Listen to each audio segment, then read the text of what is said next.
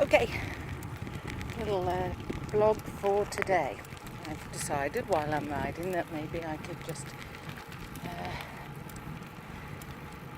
talk about my thoughts, because my journey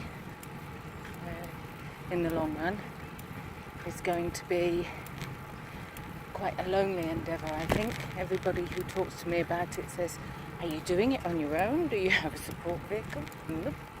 I'm doing it on my own, and I don't have a support vehicle.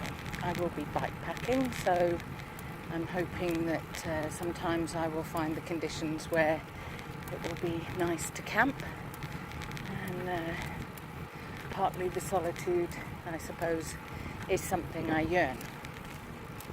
That being said, I recognise that you can get too much of a good thing, and solitude isn't what I yearn constantly. So I thought, while I was cycling, you can hear I'm on the road. I'm actually cycling around our local lagoon. I can't show you that at the moment because I haven't got the equipment to have a camera on my head, but I'm going to put the camera on my head as things progress so that you'll be able to see what I'm seeing. Although I'm sure you can see the lovely blue sky that I have, so I'm very fortunate at the moment to be training in this weather. So this is my third circumference of the lagoon so far, and have all my, equipment, monitoring my heart, monitoring my cadence, monitoring everything to see where I'm at. I feel a bit silly now because there's somebody beside the road and I don't want to be talking to myself while I'm going. There's somebody standing on the side of the road. But, so, I was cycling along and I was thinking about some things for the media campaign.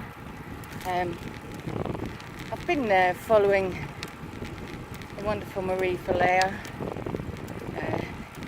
listening to her book and watching her videos about everything is figure-outable, and it's a key thing that I'm having to endorse and work with on this project, because what happened to me earlier in the year has thrust me into a position that I never expected to be in.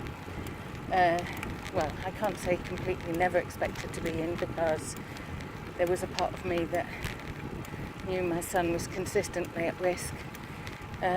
One, because of his mental well-being, which I didn't seem to be able to do any more about, however much I tried.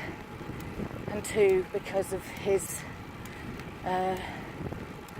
maybe approach to coping with that or dealing with it. I'm not sure what that is about, but his escapist behaviour of using substances, I think, that helped him not have to live with his overactive brain. So this all began because I walked into his flat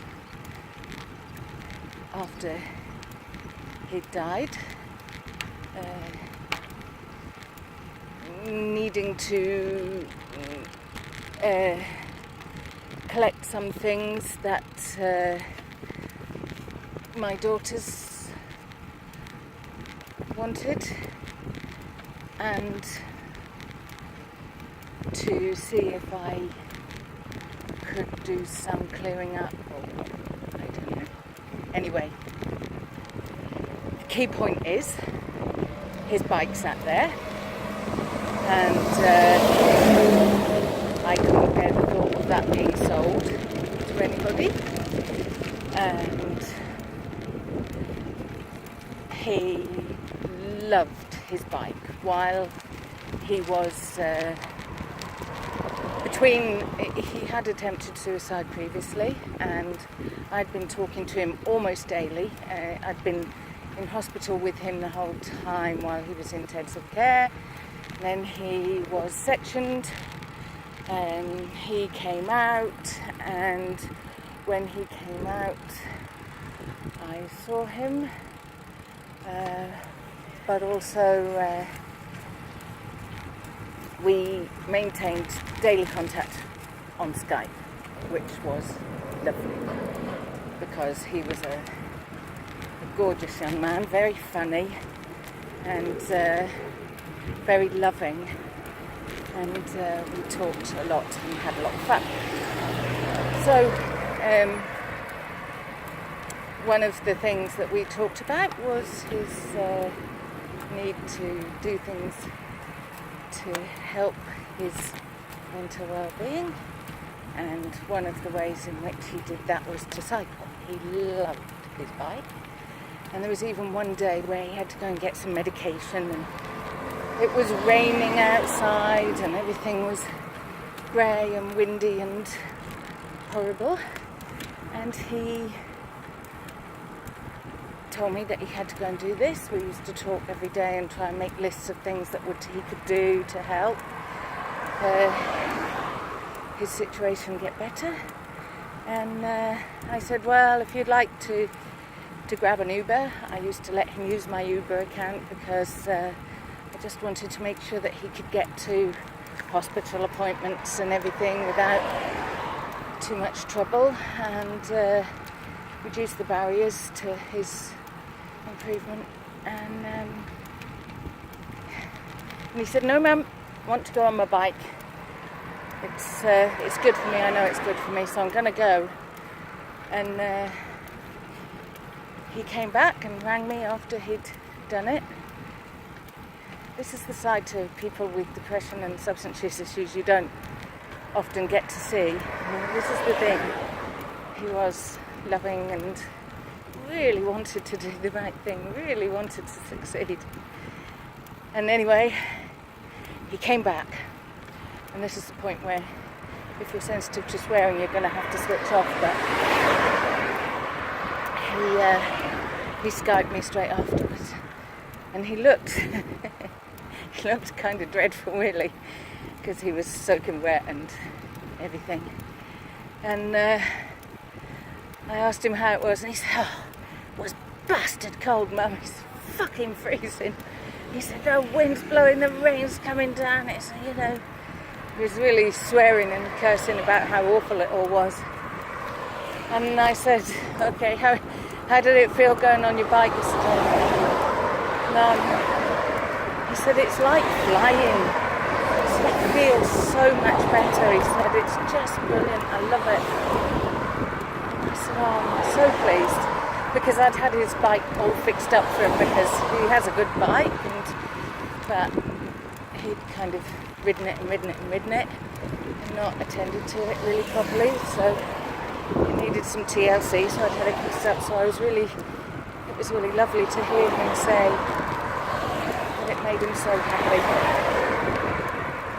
And I guess that's the thing I'm saying, really, is planned this trip together, and now I'm doing this trip on my own, and I'm hoping that I can turn that into something positive. One, in terms of raising other people's awareness, but two, in terms of raising funds, of course, for services to help. The key thing is I'm not a specialist. I don't really know what I'm doing. So when anybody says, what can I do? You know what you can do? You can tell me what you can do. You can make suggestions. I'm not a specialist here. I don't know what I'm doing. If I start... So okay, I'm now riding through the canal street of Lefkada. It's lined with tavernas and drinking establishments.